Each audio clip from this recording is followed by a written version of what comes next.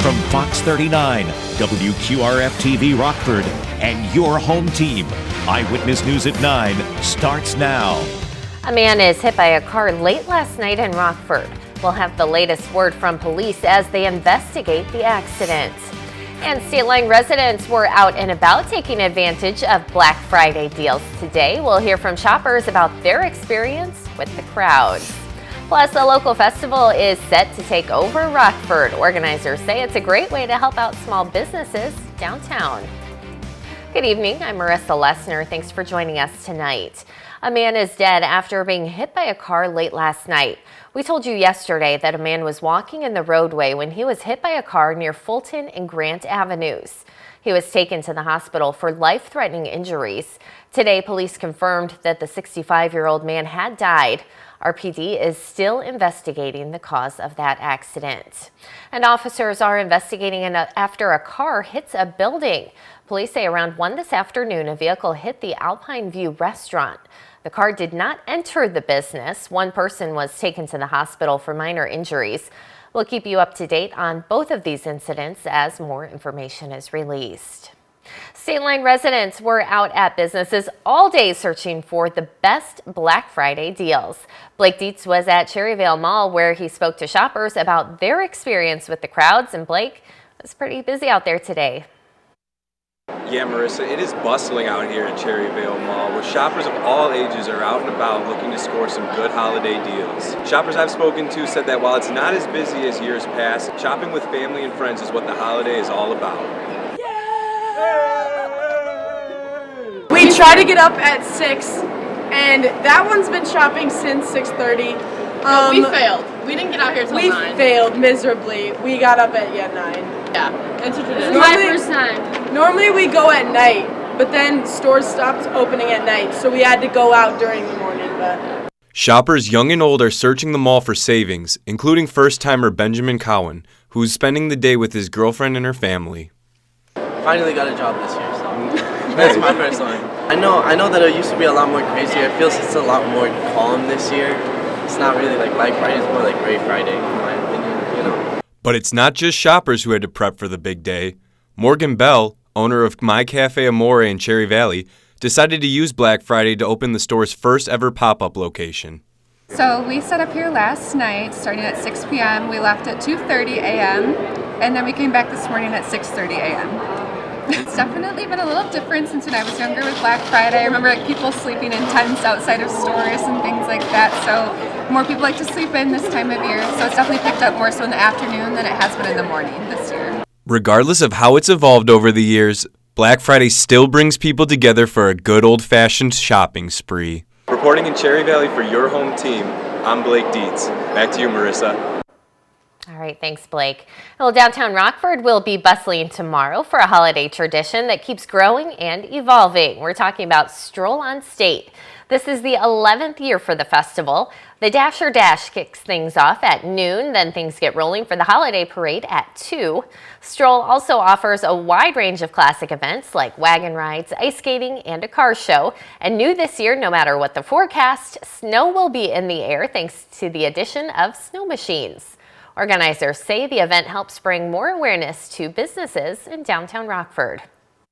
Well, now in its 11th year, Stroll has the tradition of bringing our community together to kick off the holiday season while exposing residents and visitors to downtown Rockford, to the shops and the restaurants, to the entertainment establishments downtown, really, in a way that is festive and, again, brings the community together. Tomorrow, many roads will be closed for Stroll on State. Starting at 6 a.m., you won't be able to drive in this square that you see here, Jefferson, Church, Chestnut and Walnut, and 6th Streets. Several shuttles will get you downtown without having to navigate that closure, though. The tree lighting takes place at 6 tomorrow night. Fireworks follow at 8:30. We also have all this information at mystateline.com. Well, switching gears here at Eyewitness News, we want to recognize remarkable women in our community.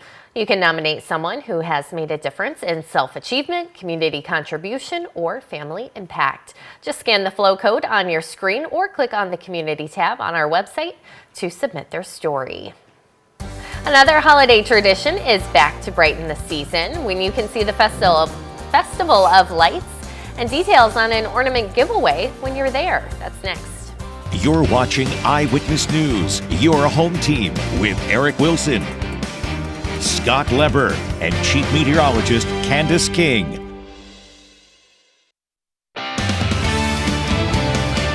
Welcome back. Some state line residents headed outdoors and avoided the stores during the Black Friday rush. Rockford State Park was home to the Opt Outside event. It's a leisurely hike that lets visitors explore Rockford State Park. The main goal of the event is to get people outside and with family and friends instead of in the stores this holiday. Organizers say even with the colder weather coming, Rockford still has plenty of activities for all to enjoy. Once we get some coverage over the lake, we'll have some ice fishing. We'll have plenty of hiking. The cross-country ski trails will be groomed, hopefully. And if we have snow, it'll be a nice winter out here to still enjoy the outdoors. The Opt Outside event has been going on for several years every Black Friday. A festive holiday tradition of lights. It will light up the Forest City. Sinissipi Park is now all lit up for the Festival of Lights. This is the 34th year we can drive through the park and catch all of the light installments. 16 of the displays and 30 of the twinkle light trees are new. The festival's co-chairman says their goal is to bring a sense of holiday cheer to local families. If it's a busy night, if you're coming during a busy peak time, my strong suggestion is get some hot chocolate, get some donuts, have some card games ready, tune to 103.1 so you get that Christmas music going the whole time. Come through the park, you're waiting in line, shoot the breeze about the Christmas holiday itself, get in the feels. And then once you get into the lights, and we hope that we can elevate your holiday to the next level. Once again, Eyewitness News will be handing out special ornaments to the first 100 people who line up for the Festival of Lights on November 30th, December 7th, 15th, and 31st. Join us live those 4 nights at the Eyewitness News light display at Sinissipi Park. Well, our weekend temperatures look to stick around in the 30s. After the break, Savannah tells us what our travel conditions could look like on Sunday.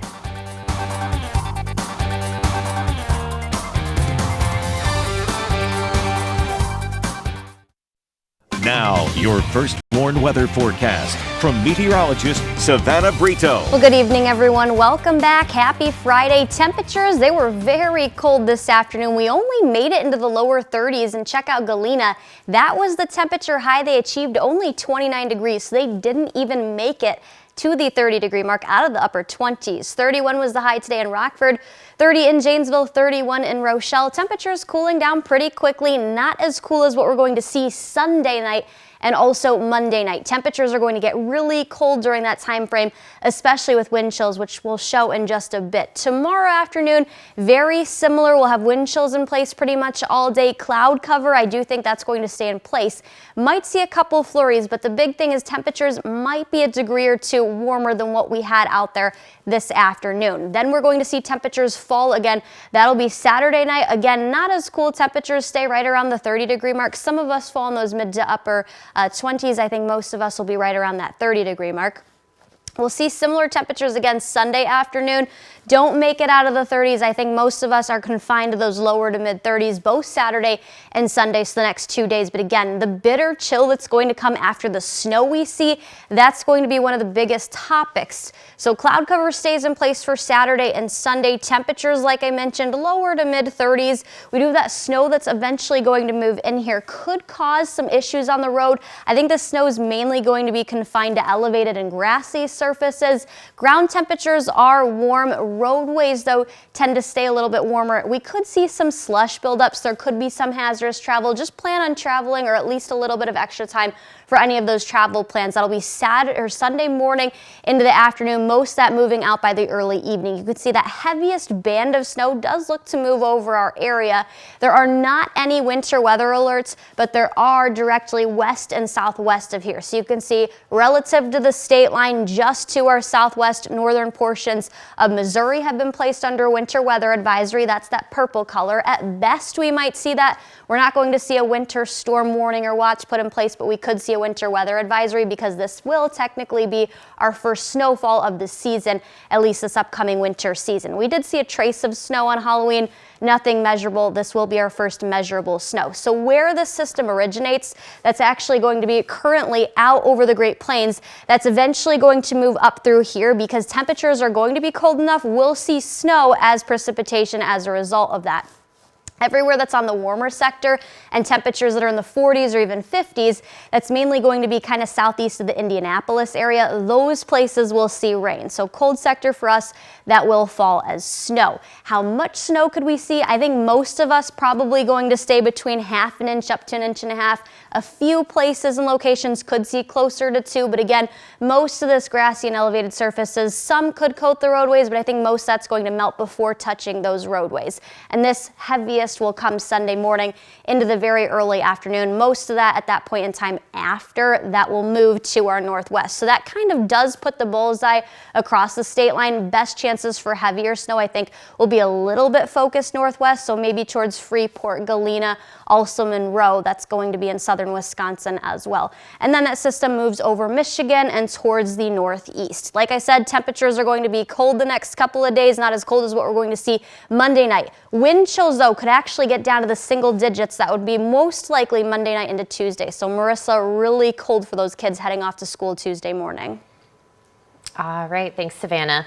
Reagan's in next with sports. The Byron Tigers and the Lena Winslow Panthers tried to bring home 2 more state football championships to the state line today. Coming up, we'll have more from Normal.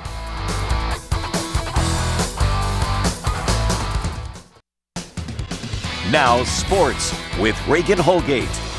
The Byron Tigers and Lena Winslow Panthers have strung together 2 of the greatest football seasons in state line history, but they both needed to finish the job today in the state finals in Normal. Scott Leber was on hand for all the action. One more win. That's what these 2 teams needed at Hancock Stadium at Illinois State University. Would we see a repeat of 2 years ago when both the Byron Tigers and Lena Panthers won state championships on the same day? The Panthers took the field first at 10 a.m. for the 1A title game. The Panthers were seeking the school's 7th state championship in football in the 5th in 6 years. They've never lost on the big stage. Their opponent was undefeated Camp Point Central, the same team Lena Winslow defeated last year in the championship game 30-8. The Panthers had their best shot at scoring on their first drive, but they were stopped on 4th down at the CPC 6. From that moment on, it was evident that this was a much better CPC team than last year's. The best player on the field was CPC junior All-State running back linebacker Elijah Genenbacher. He broke off a 23-yard touchdown run with just under 5 minutes to go in the second quarter. That was the only score of the first half. The second half was a repeat of the first half. The Panthers still could not get the run game going. And Genenbacher broke off another touchdown run, an 11-yard score with just under 3 minutes to play. For the first time in 7 trips to state, Lena Winslow was not the better team. CPC won it 14-0. All credit goes to them. They were extremely physical, extremely strong, extremely fast. They knew what we were going to do before we even did it. How hard is it to process what just happened out there? It's hard.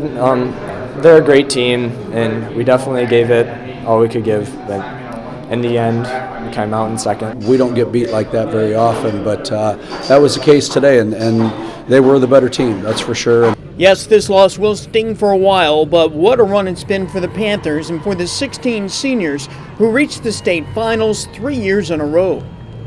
You know, they kind of set the bar awful high for the next couple groups coming up, you know, and but hopefully we can get things going again next year.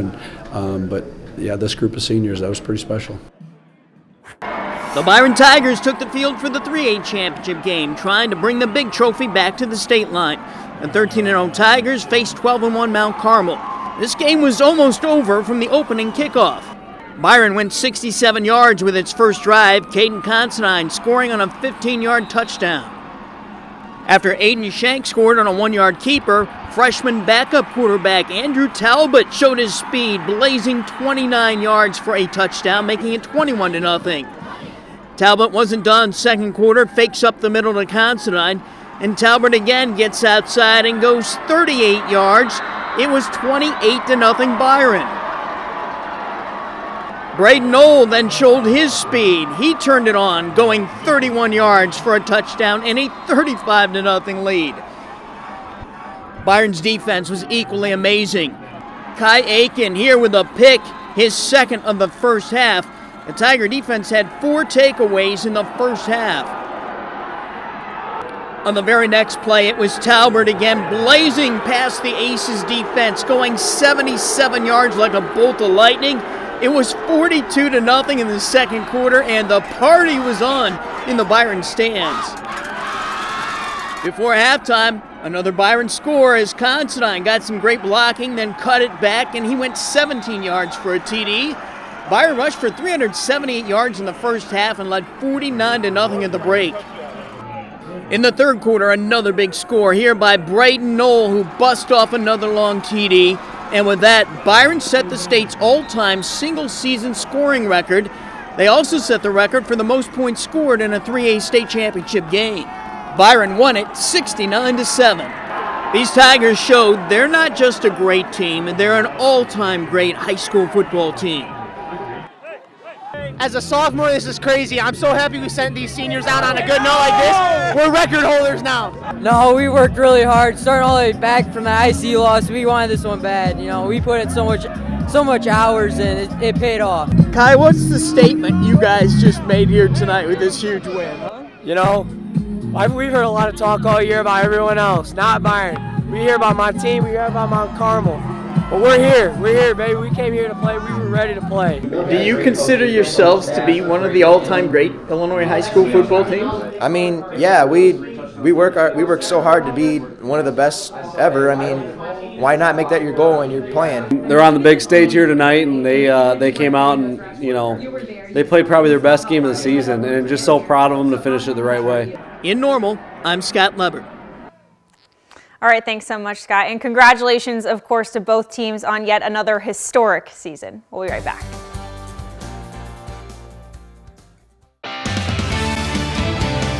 On the interactive radar on mystateline.com, not tracking anything, that will soon be a different story as we are tracking snowfall with some minor accumulations likely everywhere across the state line. That'll be the case. Heaviest looks to be Sunday morning into the early afternoon. Could start shortly after Saturday night, so early morning hours of Sunday. Temperatures will be cold during that time frame, not as cold as Monday when highs are only going to achieve 29, likely only going to stay in those upper 20s. We're going to be cold Sunday and Monday night. Marissa, only the teens.